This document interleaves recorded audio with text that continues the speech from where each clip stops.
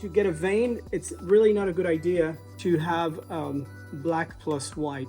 Gives a very cold vein. The better option is to create a gray using ultramarine blue, raw umber. When you mix these two together, you're gonna have a very cool gray. A little bit of yellow oxide just to warm it up a bit, and we still add a little bit of black for intensity, and white at the end. Got the blue, I got the raw umber. So almost getting like a Payne's gray tonality. I'm gonna get a little bit of the yellow to warm it up a little bit.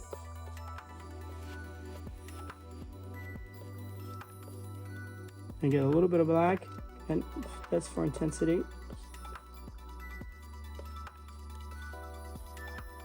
White. And look at this. Look at this beautiful gray I'm getting. It's not very cold as what one would be if it was just black and white. So a little bit of raw umber plus the blue, that gives you already that gray. And I'll have a little bit of that yellow ochre. See if I want to warm it up. Get a little bit of the yellow ochre. And so I have something very natural. Get some white into it. That's it. Beautiful. So you can see it's not a black and white. It has a little bit of life into it.